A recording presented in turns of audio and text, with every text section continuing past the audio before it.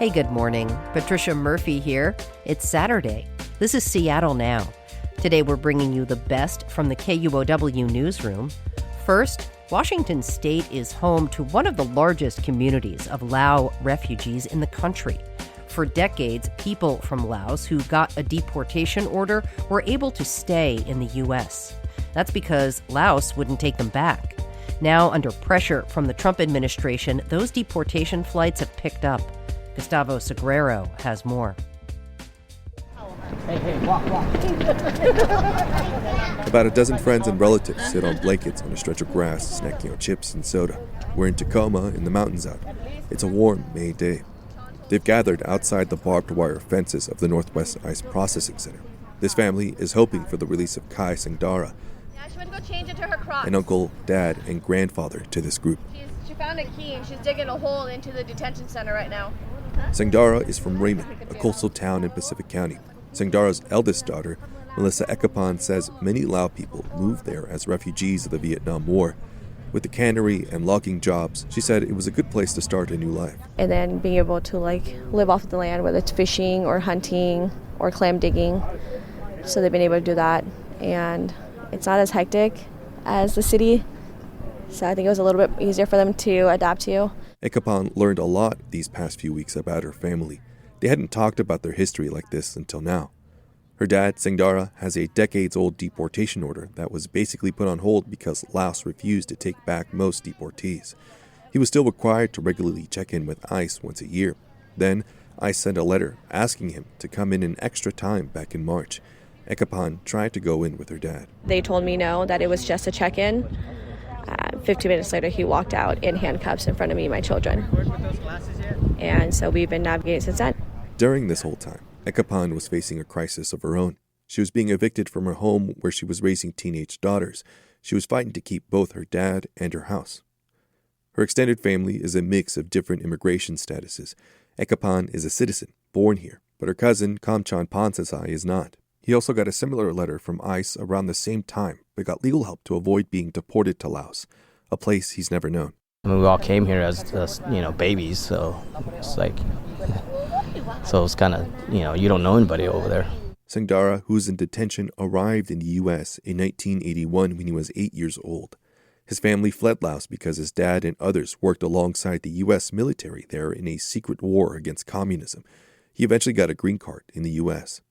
After the war, his family was at risk of being persecuted by a communist government that's still in power today. Laos wasn't taking us back, so it was something you weren't worried about. You didn't have to look over your shoulder or anything until now. Nationwide, nearly 5,000 people from Laos have deportation orders.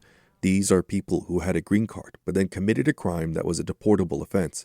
Like in Sangdara's case, he pled guilty in 1999 to a drug conviction and later got a deportation order. But for 20 years, Laos wouldn't take him back. In cases like this, the government would release people if they weren't considered a flight risk or a threat to the community. This pattern has now shifted. Last year, the Trump administration issued a travel ban on Laos, putting pressure on the country to take deportees.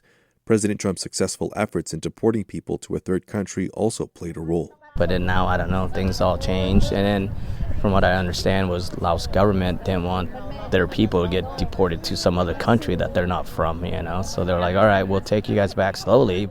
When ICE detained Sangdara after that check-in, an attorney saw red flags with how ICE handled it. His attorney said ICE didn't give notice that he was going to be redetained, which is necessary in decades-old deportation orders like this, a due process argument.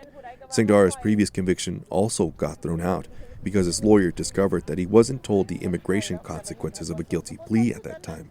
That restored his green card status. Hi, Pa! Hi! Pa! Finally! Took you forever. After 2 months in detention, Sangdara walks out. I get the first hug I Pa loves me more. Move. This is so exciting. See, I told you I was going to get His immigration case now behind him, free and clear. I might go to the beach and enjoy it. I'm not going to go to work for at least a week. Just trying to feel the freedom and get some fresh air first. It's stressful, man. Sangdara will be out just in time to go clamming for the last day of the season. But he didn't take a week off like he planned. Instead, he went back to his job as a truck driver. His daughter and her family, post-eviction, will move in with him in Raymond. Gustavo Sagrero, KUOW News. Next, gas prices are sky high, but many local drivers are not flocking to buy an electric vehicle to avoid the pump. Anna Boyko-Wyrock reports why. Let's say you have a car that runs on gas. Maybe you drop $100 to fill up the tank, or maybe you get just enough, keeping your eye on the gauge, watching the numbers tick up. You see, I'm looking, I'm trying to... Like this driver, Jalen Hall, gassing up near Angle Lake. I'm trying to get it to a certain price, not too much, not too little, but enough to get me home. He commutes between Tacoma and downtown Seattle. He tries to take public transit when he can. These high gas prices are a struggle, so he doesn't fill up all the way. There you are, $15.13. Yep. But like most drivers I talk to, he's not getting an electric car. Hall says he's just used to a gas vehicle. Another driver, Trez Mountha, was on his lunch break, fueling up at an Arco near Columbia City. He says high gas prices are hurting. I didn't think they'd ever be this high. It's dictating how life is, pretty much. Still, Mountha says he hasn't considered getting an electric vehicle. Any money I would have had saved for the EV, he's already taken that. A lot of reasons might make someone switch to an electric vehicle, but gas prices on their own are usually not enough. Scott Case leads Recurrent. The EV data company analyzed more than a decade of data from the U.S. Department of Energy. From the data perspective, there's not a really clear correlation between gas prices go up and EV sales go up. Here, he's talking about data on brand new EVs. However, if you split the market into new and used cars, something interesting happens. Used EVs do well among people who were already in the market. The people who are coming to that realization of, oh, I think I was going to get a new car anyway, or a new used car anyway, like that's the moment where I think they're really considering and thinking about their different options. This year, car buyers have good options when it comes to used EVs, he says, because there are just so many more used EVs on the market these days. For the same amount of money, I can get a car that's a year newer with 10,000 fewer miles on it and loaded with way more cool technology. Like, why would you buy that, Camry? Still, data from the Washington Department of Licensing is not showing a big spike of EV sales yet. It's probably too soon to see definitive trends because the data lags more than a month behind. Meanwhile, Google searches for electric vehicles recently hit their highest level in 5 years. One of the top Google searches is, can you take your electric car through a car wash? The answer is yes. By the way, that's Jeff Allen down in Portland. He leads an EV advocacy organization named Fourth. People just don't understand, how does it work? How do you plug in? Am I going to electrocute myself? And buying a car, any car, could be the single most expensive thing a person buys. People are not going to invest that kind of money in something they don't understand. But I did meet some people who did make the switch and now wholeheartedly embrace their electric cars. A few Uber drivers charging up near SeaTac Airport. Like Musa Kebe. He got his Tesla a few years ago after renting one first. I rented for 1 week. The second week I see it is good. And I decided to buy one. Yeah, definitely I don't have any problem with the Tesla. It's a very good car. He's saving money on gas, but he is not smug about it. I don't want the gas price to go high because, we all are the same. When it's a problem, everybody will get a problem. He says high gas prices are a problem for everybody. Anna Boyko-Wyrock, KUOW News. And finally, the size of the money gap between the ultra-wealthy and everyone else is hard to wrap your head around. One Seattle playwright is trying to make it easier to understand with an interactive theater experience and history tour. Scott Greenstone tagged along on what this playwright calls the Wealth Walk. I meet Ryan Guzzo-Purcell in Mount Baker Park by the pickleball players. First off, he hands me a $1 bill. You can put that in your pocket. And now we're going to shift from the real world to the imaginary world. I invite you to take a single step forward.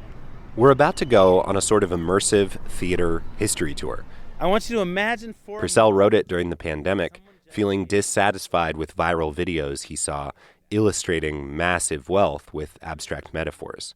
Purcell wanted to make income inequality feel real as that dollar bill in my pocket. He debuted the Wealth Walk last year and brought it back this month. Let's go. To start, Purcell leads me up a quiet, almost hidden path into the upscale crust of Seattle's Mount Baker neighborhood. The only sounds are birds and landscapers. The views aren't blocked by power lines. In the imaginary world, Purcell says, we are making $1 million with every step. Take a moment and think about what $1 million might mean to you. How would you spend your first $1 million if $1 million fell into your life just like that? When you've spent that first $1 million, I invite you to take one more step and imagine that it happened again. 2 more steps, and we've made enough to join the mythic 1%. Danielle Isbell, a Seattle resident who's been on the walk twice, said she started struggling to picture the money the more steps she took. I do think it helped, but I also think it reinforced for me that there's just something, at least in this human brain that I have, that will never really fully be able to conceptualize it. Why? Because it's beyond human experience. Nora Newcomb is a Temple University researcher of spatial cognition. She says an American might have a reference point for $1 million. That could equal a nice home, or an average home in Seattle. Out beyond, your average home or a little above average home, they have very few markers. They've never shopped for a private jet. To help picture these sums as we walk, Purcell says to repeat the mantra, I own that. We say it as we walk by the most palatial house yet, the Fiscator Estate, a colonial-style 2-story with Corinthian columns. Strolling by at $1 million a step, we make enough money to buy it, then buy it 10 times. Then we descend down stairs into Rainier Valley. It's different. Fewer sidewalks, power lines here crisscross the sky. Homeless folks in the park by the public housing ask us what we're doing. It's a thing called the Wealth Walk. The point is not a poverty tour of Rainier Valley. We also visit snug pea patches, and Purcell sprinkles in indigenous and immigrant history. Purcell doesn't want you to shake your fist up at Lux Mount Baker either. As big as the disparity is between these 2 neighborhoods, they're actually way closer to each other in income than they are to neighborhoods of the super wealthy, like the ones we could glimpse across Lake Washington, where Bill Gates lives. After walking a mile making $1 million a step, we are billionaires, but we're nowhere near Bill and his neighbors. To become the richest who ever lived at this rate, by my count, we'd need to walk clear across the lake, over the mountains, past Montana's border. At the end of the performance, Purcell reminds me about that dollar he gave me. He says, keep it. A dollar is no longer a useful unit of measurement when we think about the super wealthy. But every dollar has the same amount of power as every other dollar. And what we choose to do with that money shapes our neighborhoods, shapes our cities, shapes our world. The Wealth Walk is an invitation to imagine the unimaginable. I still can't in my brain, but now I can almost feel it in my feet. Scott Greenstone, KUOW News. Appreciate you listening to Seattle Now, and thanks to our generous financial donors for your support, and thank you for rating and reviewing the show on your favorite podcast app. Our production team includes Caroline Chamberlain Gomez, Vaughn Jones, Andy Hurst, Brooklyn Jamerson Flowers, and Paige Browning. Greg Kramer does our theme music. Seattle Now and KUOW Public Radio are members of the NPR network. I'm Patricia Murphy. See you soon.